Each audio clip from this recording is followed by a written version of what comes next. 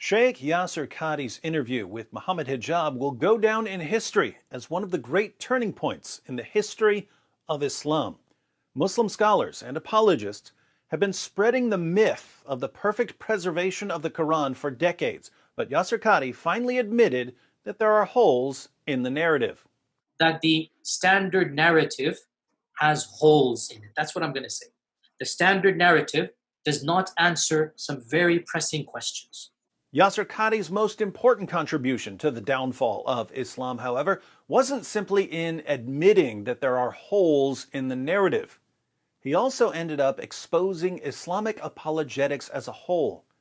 Discussing the topic of ahruf and kirat, Yasser Qadhi describes the process that Muslims go through when they try to reconcile their beliefs about the Quran with the reality of the Quran. This is a topic that when you're the beginning student of knowledge, you're like, what is all of this going on here? When you go a little bit more, you learn to simply memorize what your teachers say and regurgitate it out, and you don't fully comprehend. When you do a deep dive is when things get very, very awkward and difficult. So there are three stages. But the first stage that Yasser Qadhi mentions is the beginning student of knowledge. There's a stage before that, the stage of ignorance.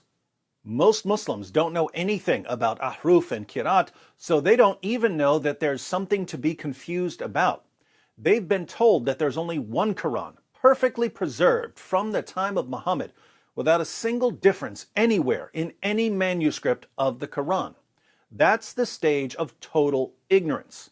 Explore the comments section of one of my videos about the Quran, and you'll see how common this stage truly is.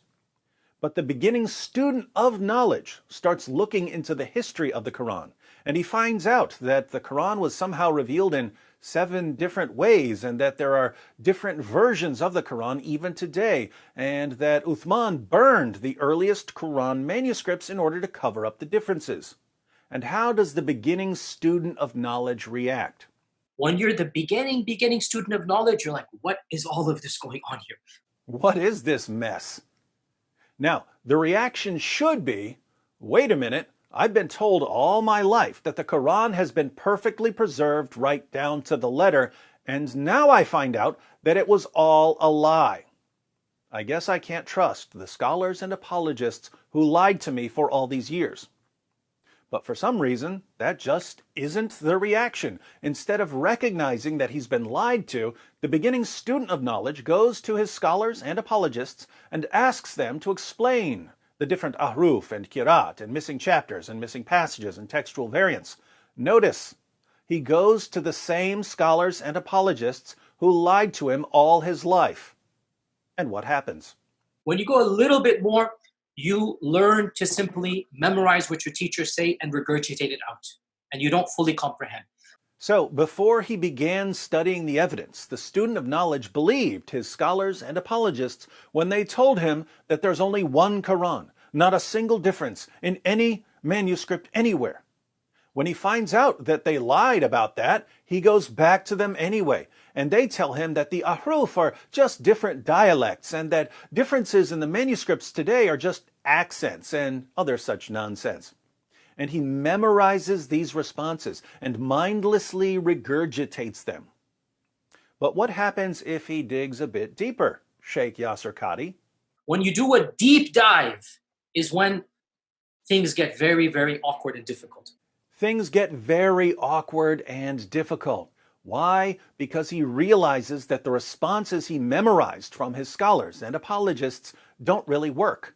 Shocker, the people who lied to him about the perfect preservation of the Quran also lied to him about the ahruf and kirat and textual variants and so on.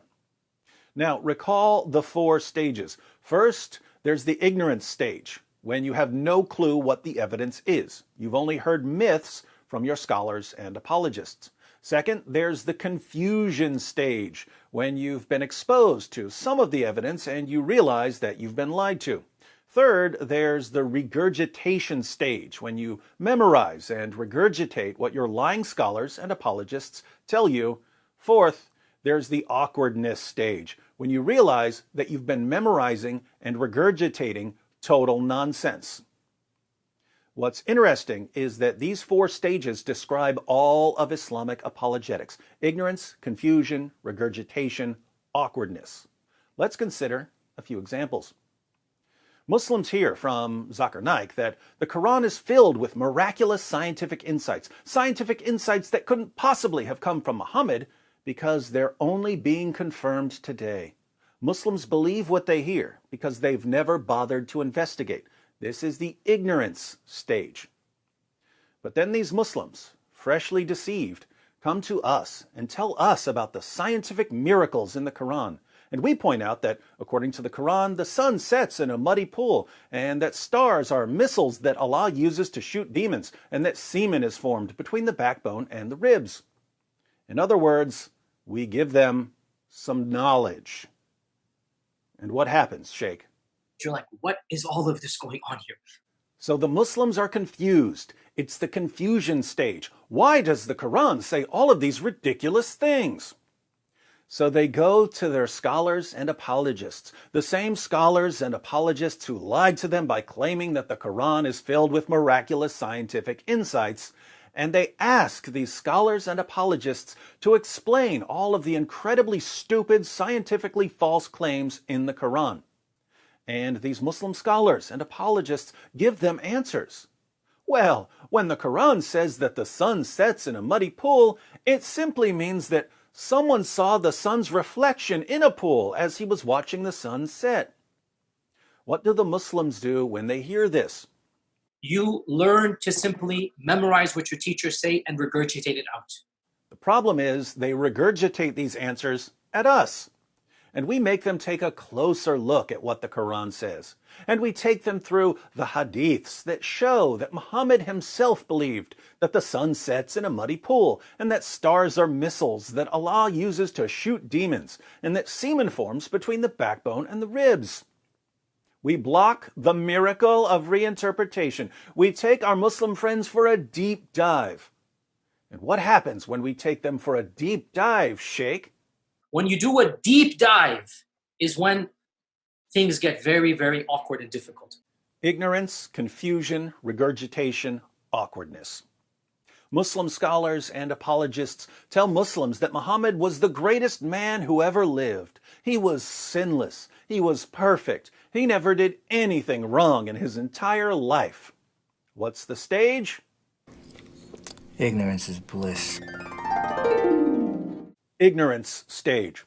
Then our Muslim friends spout this nonsense to us, and we point out that Muhammad had sex with a 9-year-old girl, and that he married the wife of his own adopted son after causing the divorce by lusting after her, and that he had 9 wives at one time when his own revelations only allowed 4, and that he had sex with his slave girls, and that he tortured a man for money, and that he ordered his followers to execute people for making fun of him. How do our Muslim friends respond? I am so confused. Confusion stage. So they run to the same Muslim scholars and apologists who lied to them and told them that Muhammad was the greatest man who ever lived, and they ask these Muslim scholars and apologists to explain all of the disgustingly immoral things Muhammad did. And the scholars and apologists explain that Muhammad had to marry Aisha because he saw how smart she was, and that Muhammad had to take the wife of his own adopted son because he knew she'd be happier with him, and that Muhammad had to violate his own 4-wife limit because he had to make some political alliances. What do our Muslim friends do? The miracle of regurgitation. They regurgitate this nonsense. So we show them that these justifications are absolutely absurd, even according to their own sources. What follows? Awkward. Pure awkwardness. Are you seeing how these 4 stages come up over and over again? Muslims are told that the Quran claims that the Bible has been corrupted. Ignorance stage. So we point out that the Quran affirms the inspiration, preservation, and authority of the Bible, leaving our Muslim friends in the confusion stage. Then these Muslims run to their apologists who lie to them about Surah 2, verse 79, and Surah 3, verse 78, and these Muslims start regurgitating. So we show these Muslims the context of these verses and that there isn't a single verse in the Quran which, when correctly interpreted, says a single word of criticism about the Bible. And our Muslim friends are stuck feeling awkward. These are the 4 stages of Islamic deception exposed by Sheikh Yasir Qadhi, who, ironically enough, uses them quite frequently.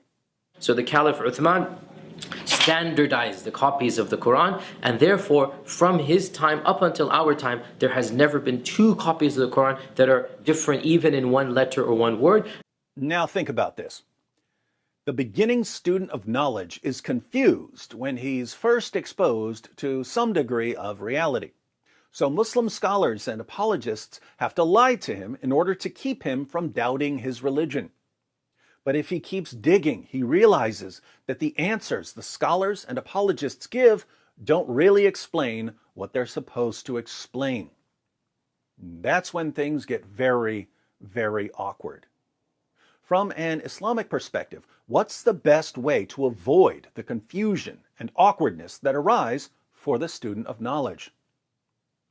The best way to avoid the confusion and awkwardness is to keep people in a state of ignorance. This is why Sheikh Yasir Qadhi says that the Muslim population must never be exposed to the real discussion. And I don't think it is wise to bring it up in public. Why didn't I say it? Because it should not be said in public. I don't want to get into that issue. Okay, fine. Why do I not want to get to that issue? I don't even want to be explicit. It should only be discussed amongst those who are familiar with this science. It should never be brought up in public. This is not something you discuss amongst the masses, ya akhi. It's not wise. This is also why there are blasphemy laws in Muslim countries. And it's why, even in the West, Muslim groups are constantly trying to have people deplatformed for criticizing Muhammad and the Quran. If people never know the basic facts about Muhammad and the Quran, the lies continue unchecked. 2 questions you can answer for me in the comments. 1, how can Muslim scholars and apologists and leaders make it any clearer that their goal is to keep people in a state of ignorance? They're flat out saying it. 2, if Islam were the true religion, would its adherents need to rely on an endless campaign of silencing criticism and shutting down open discussion? Would the true religion need that? Let me know what you think.